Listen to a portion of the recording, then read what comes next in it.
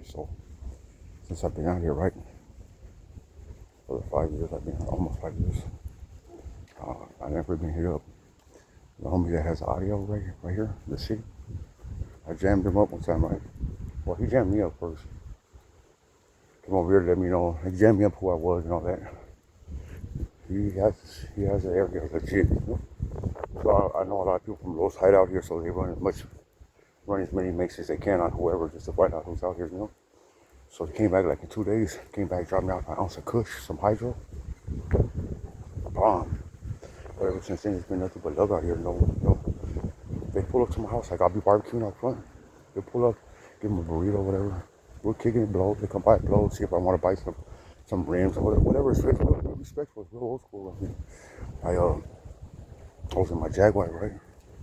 I had a S-Type, SRS on 22s, and I got shot at the gas station. I brought it up to him, and he got into a touch with the person that did it. They gave my county dollar and everything, dog.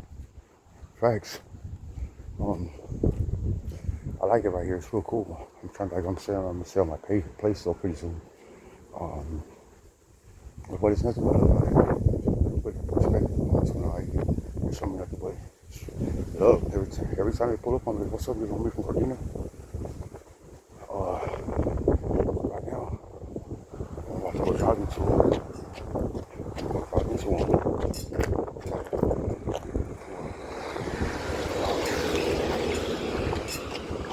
To the bank, right? Go send my daughter some money. Yeah, I worked out because not only that I got that 12 years hanging over my head for the counterfeit money and for the cyberbullying and all that, but I do it for my lady, myself. Self-confidence gets you because self-confidence is a tool,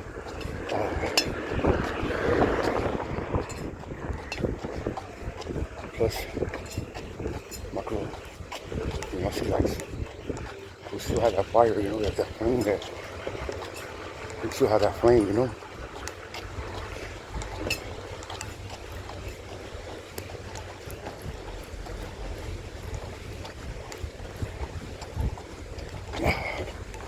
So,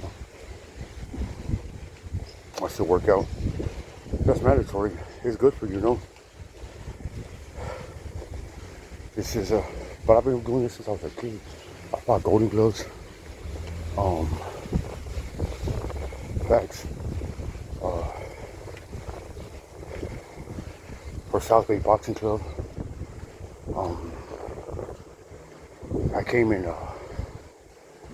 4th place out of 44 states. Facts. I did it for some.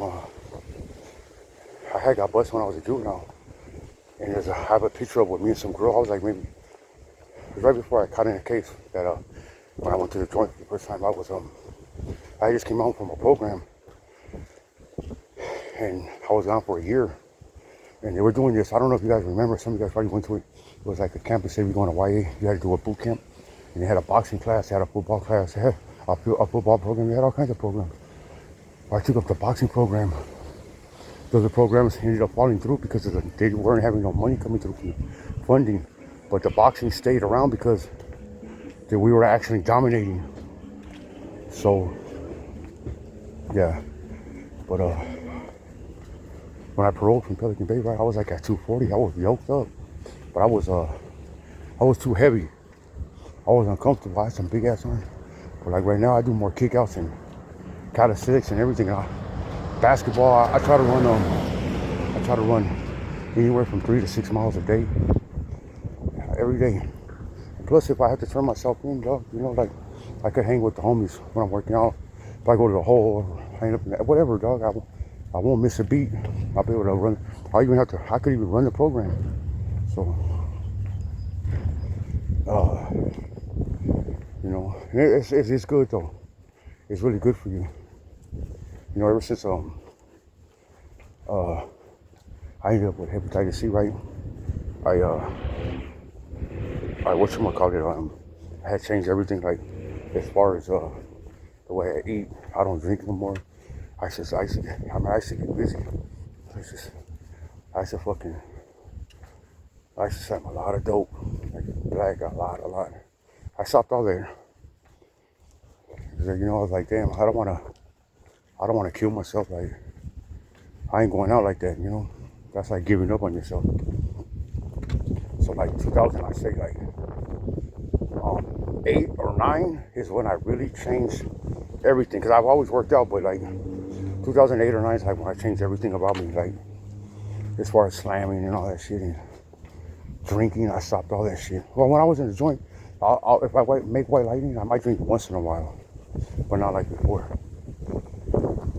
Like on the Mayweather Canelo fight, I was drunk. Alabama won the national championships, I was drunk. Lakers win the finals, I was drunk. Shit like that, yeah, but not like I used to get shit faced every day. Want to fight with everybody. I used to be a monster, man. You have no idea. But I was humbled, you know. This last time I got out, dog, like, I grew away from waiting up purchasing property. Like, I had to grow up because, like, it just seemed like everybody that I grew up with, they were all either homeless or dead or strung out or lived with their mamas. And I've always lived like a boss, you know, like my whole life. In jail, I lived like a monster. So I wasn't accustomed to none of that, you know. So I was making so much money. I was making so much money at the point that I was making so much money that I was like, you know what, the best thing for me to do is to, well, some old black man's was like, man, you better buy you some property. Because he was my banker, right? Because he didn't know restitution. So a lot of times I would have like almost $9,000 on his books. Old black man named Booker T. That's what I used to call him, but his name was Booker. Shaka from Watts. He was been in Pelican Bay since it opened, and he ended up. This was like in 2009, 2010. He ended up leaving a corporate out of nowhere, but he was there when it opened. At one time, he was the biggest dude on the yard. People know I'm talking about. Shaka from Watts. He has life without. He's been down since he was 17 years old. Well, I used to keep my money there because the Pelican Bay on AR, the black critical workers, they never would go on lockdown. Maybe for a week at a time. But, you know, it was mostly us and the northerners or us and the whites, or you know, the blacks the critical workers there would always go to work no matter what. And he was a critical worker, dog. He worked in laundry. So I started keeping my money on his books. Because when we would go on lockdown, I would always be able to go to the store or order whatever I wanted. So when I was making money, I would just send money to his books. Or like if I would be on the yard and somebody would be like, here, I got some numbers for you. I would just be like, here, I would give them to Shaka. And Shaka would, whatever. Everything would go to Shaka's books for a long time. And it was him. He was my banker. And Scrappy from Chica's was my brother banker. He used to, he didn't know restitution either. And he had like, because his mom had passed away, right? So she had left him settlement, and it paid off his restitution. He had like $20-some thousand on his books, $21,000 on his books. And before he paroled, he released it to my mom in increments of like 10s and 5s, because when he paroled, they weren't going to give him his money back, and he was going to have to wait up to a year to get all of his money. So he just released it to my mom. When he paroled, my mom gave it to him. I didn't even know that because I had moved out of his cell, and I had moved into another block. No, I didn't. I went to Aztec. I told him, here's my mom's address, dog, because his mom had passed away. That was my cellie. We were real close. So I said, here, you need to get a hold of me if you need anything done with your money or anything. And he seen like how my mom was, dog, and he seen how. That's where I used to send everything. He lived with me, dog, so he knew he could trust it. So he sent my mom the money, and she sent it to him so he got out. So the money that I was making while I was in prison, I bought property because somebody had owed me money, and he had a little bit of land, dog. He had a little bit of land. I gotta cross the street. He had a little bit of land, and he had a trailer on it, and he was in the hole. He owed me like $4,000 for tobacco, white lightning, for gambling, all kinds of shit. But this dude's name was Hot Rod, and he was known to, he would always owe me $4,000, and he would pay it, dog. Like, his money was good money, because he was always into something too, you know, tattooing. His money was good money. His lady was on her team. She was doing things for him. That's the most important thing when you're busted. You gotta have a runner. You gotta have somebody that's gonna run for you. And if you have a runner, that's a keeper. My girl, my wife, my girl right now, she's a keeper. Trust me. And so he had the same thing, and out of nowhere, his girl left him. So when she left him, his debts were stacking up. And I had another Indian too. He would owe me $4,000 or $5,000 at a time, and he would pay me out. He used to get money every month from the casinos or whatever, from his bloodline or whatever the hell. But he used to get like $14,000 a month. His name was Youngbird. His name was Youngbird. So sometimes the check would come on the first, between the first and the seventh, but it got deposited straight to his account. So sometimes it would be like off a day or two. So he would sometimes, or he would spend it all on somebody, you know. So he was another good customer I had. So when Hot Rod had locked it up, I had him down like 6,000. My bad. I didn't say nothing to nobody, but it was getting a long time. So he was like, "Look, I got a little bit of property, and it was an acre and a half, and it had an RV on it, and I sold that bitch for $60,000, and he gave it to me for the money that he owed me. It was like 6,000 or 5,000. I forgot what it was. It was like 5,000, I think. And so my lady got an estimate on the land, and the person said that it's worth about $60,000, and my lady was like, "Take it, we're gonna take it." So everything, his lady signed it over and everything.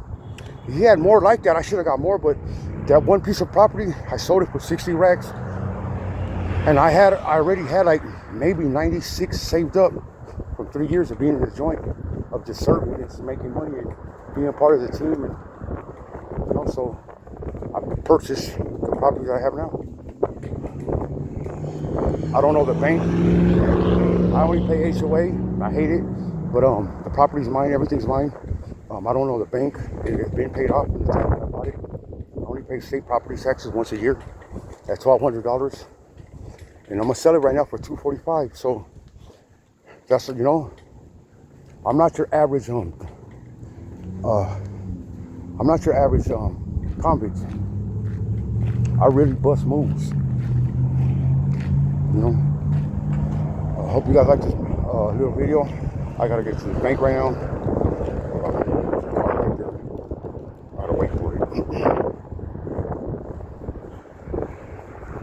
Do some push-ups or some kick-outs right now. Fucking wait while I'm waiting for them. See, I get nothing but love with you. The homies know what time I'm on, what time and the energy I'm on. I show nothing but love to you coming out over here. You know that I'm about here about the respect. You know that I do not but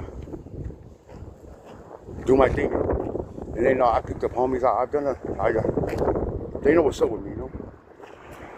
But let me get these push-ups.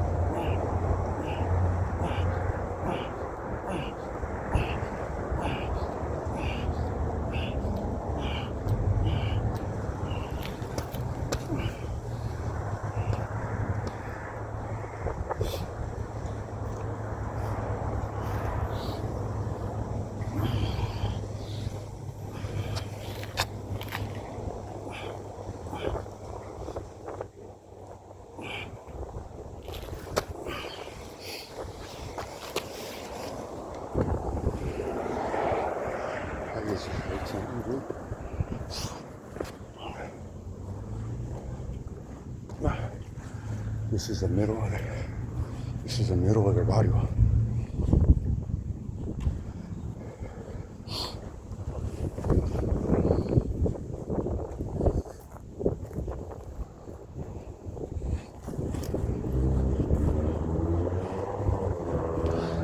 Okay, so for some reason people think you can't be active and be on the internet.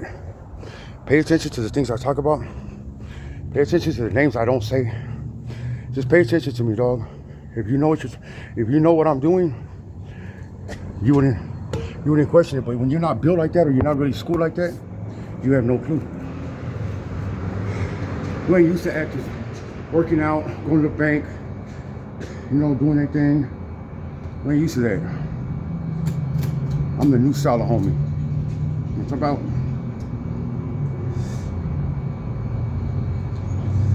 What's about?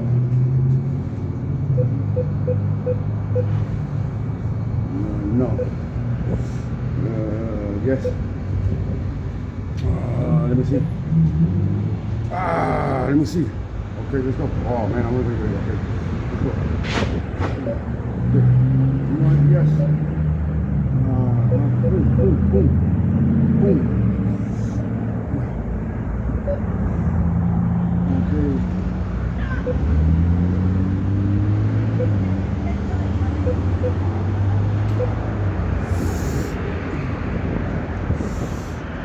Come on. You're gonna charge me $5 to take some money, to send money. And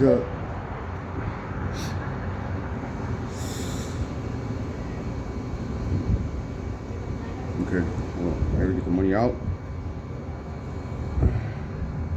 I gotta send my daughter money. I don't know if you guys know, but she goes to Arizona State University. She's a Sun Devil. Yes, sir. Well, I'm gone. I'm gonna post this video. See what's up with you guys. Your boy out here doing his thing. I mean, you have to get used to this type of active. I'm really responsible. I gotta push my brand. I'm not gonna be disrespecting Bam Bam. It's not because of nothing. It's just because I feel that brings me down. I feel that fucking with him is a waste of time. That I'm on a whole different page, and I shouldn't be wasting my time on somebody that does this gossiping thing. Like that's not what Camaradas do. He's like a professional YouTuber. I'm just trying to open up doors and get my brand out there, and hopefully one day, maybe he can man up and we can get in the gym, or we can get in a boxing gym, put some money on it and have a good time, make some money off of it, do some shit like that. But until then, I can't fuck with him no more. Like, it's just a waste of time, bro. It's a waste of my time. We're on two different pages. Facts.